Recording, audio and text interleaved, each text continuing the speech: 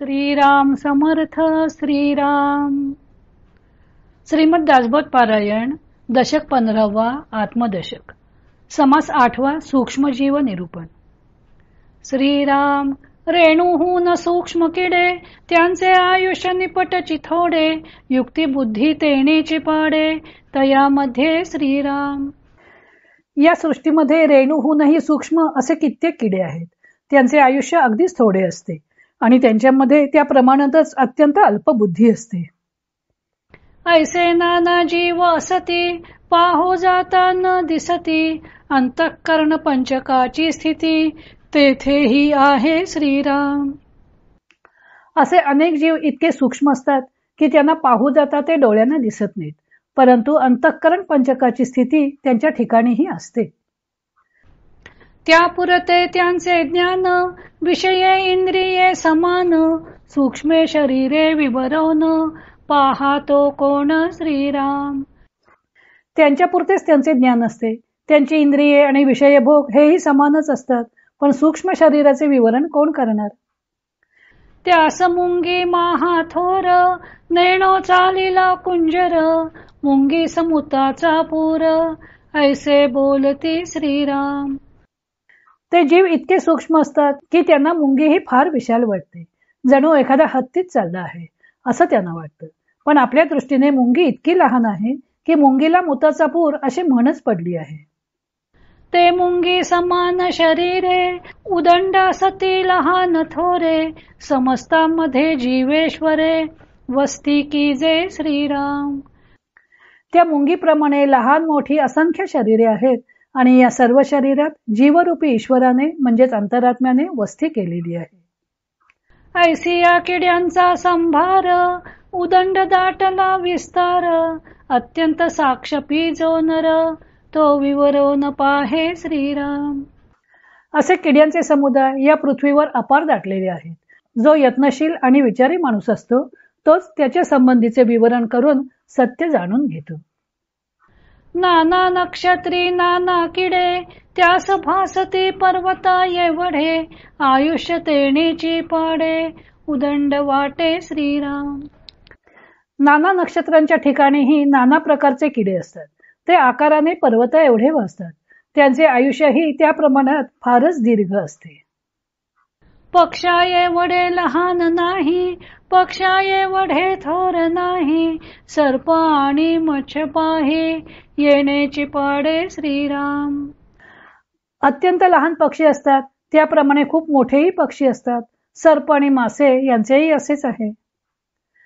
मुंगी पासून थोर थोरे चढती वाढती शरीरे त्यांची निर्धारिता अंतरे कळो येती श्रीराम. मुंगीपासून एकाहून एक मोठी चढती वाढती शरीरे आहेत. नीट विचार केला की त्यांचे अंतरंगही कळून येते. नाना वर्ण नाना रंग नाना जीवनाचे तरंग एक सुरंग एक विरंग किती म्हणून सांगावे श्रीराम. त्यामध्ये नाना वर्ण नाना रंग असतात. जीवनाचे नाना प्रकारचे तरंग म्हणजे जीवन पद्धती असतात. काहींचे रंग सुंदर असतात, काहींचे रंग घाणेरडे असतात. किती म्हणून सांगावे. येके सुकुमारे येके कठोरे निर्माण केली जगदेश्वरे सुवर्णा सारिखी शरीरे दैदिप्यमाने श्रीराम. एखाद्या प्राण्याचे शरीर अत्यंत कोमल असते तर एखाद्याचे फार कठीण असते, तर कुणाचे सोन्यासारखे चकचकीत असते. जगदीश्वरानेच अशी ही वेगवेगळ्या प्रकारची शरीरे निर्माण केली आहेत. शरीर भेदे आहार भेदे वाचा भेदे गुण भेदे अंतरी वसिजे अभेदे एक रूपे श्रीराम. त्या प्राण्यांच्या शरीरात अनेक भेद आहेत. त्यांच्या आहारातही नाना भेद आहेत. वाचेमध्ये आणि गुणामध्येही भरपूर भेद आहेत. पण त्या सर्वांच्या अंतरात अंतरात्मा सर्वत्र एकच आहे. एक त्रासके एक मारके पाहो जाता नाना कौतुके किती एक अमोलिके सृष्टीमध्ये श्रीराम. एखादा प्राणी त्रासणारा असतो, दुसरा एखादा मारणारा असतो. या सृष्टीमध्ये असे कित्येक अमोलिक चमत्कार पाहावयास मिळतात.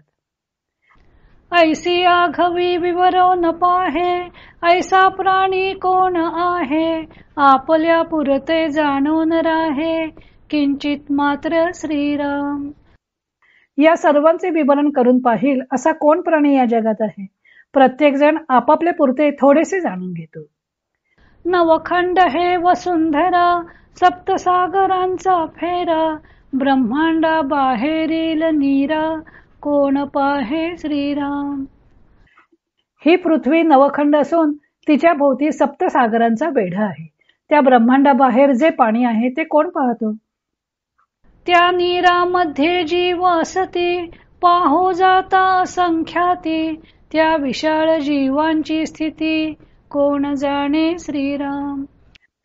त्या पाण्यातही जीव असतात व ते असंख्य आणि विशाल असतात. त्या जीवांची स्थिती कोण जाणणार. जेथे जीवन तेथे जीव, हा उत्पत्तीचा स्वभाव, पाहता याचा अभिप्राव, उदंड असे श्रीराम. जेथे जल असते तेथे तेथे जीव असतात. हा उत्पत्तीचा स्वभावच आहे. याचा अभिप्राय पाहायला गेलो तर तो उदंडच आहे. पृथ्वी गर्भी नाना नीरे, त्या नीरामध्ये शरीरे, नाना जिनस लहान थोरे, कोण जाणे श्रीराम. पृथ्वीच्या पोटातही अनेक जलाशय आहेत. त्या पाण्यामध्येही अनेक शरीरे, अनेक लहान मोठे पदार्थ इत्यादी आहेत. त्यांना कोण जाणू शकेल. एक प्राणी अंतरिक्ष असती, तेही नाही देखील क्षिती, वरीच्या वरी उडून जाती, पक्ष फुटल्यानंतरे श्रीराम. काही प्राणी अंतरिक्षात असतात. त्यांनी कधी पृथ्वीच पाहिलेली नसते. त्यांना पंख फुटल्यावर ते वरच्यावर उडून जातात. नाना खेचरे आणि भूचरे, नाना वनचरे आणि जळचरे, 84 योनी प्रकारे, कोण जाणे श्रीराम. आकाशात संचार करणारे नाना प्राणी, कित्येक पृथ्वीवर हिंडणारे प्राणी, तर कित्येक जंगलात राहणारे प्राणी असतात. काही प्राणी पाण्यातच विहार करणारे असतात. अशा या 84 लक्ष योनींच्या प्रकारांना कोण जाणू शकेल. उष्ण तेज वेगळे करुनी, जेथे तेथे जीव योनी, कल्पनेपासून होती प्राणी, कोण जाणे श्रीराम. फक्त अग्नी सोडून जेथे तेथे जीवयोनी उत्पन्न होतात. काही प्राणी तर कल्पनेपासून उत्पन्न होतात. त्यांना कोण जाणू शकेल. एक नाना सामर्थ्य केले, एक इच्छेपासून झाले, एक शब्दा सरीसे पावले, श्राप देह श्रीराम. काही आपल्या योग सामर्थ्याने प्राणी उत्पन्न करतात. काही इच्छा मात्र करून होतात. तर काही शापांच्या शब्दोच्चाराबरोबर शापदेह धारण करतात. एक देह बाजीगिरीचे, एक देह वोडंबरीचे, एक देह देवतांचे, नाना प्रकारे श्रीराम.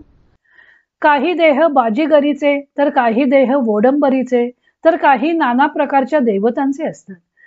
एक क्रोधापासून झाले, एक तपापासून जन्मले, एक उश्रापे पावले, पूर्वदेह श्रीराम. काही देहांची उत्पत्ती क्रोधापासून होते, तर काहींची तपापासून होते, तर काही जणांना उशापामुळे आपापले पूर्वदेह प्राप्त होतात. ऐसे भगवंताचे करणे, किती म्हणून सांगणे, विचित्र मायेच्या गुणे, होत जाते श्रीराम. असे हे भगवंताचे करणे अलौकिक आहे. त्याचे किती वर्णन करणार. मायेच्या योगाने असे हे सर्व विचित्र विचित्र होत जाते.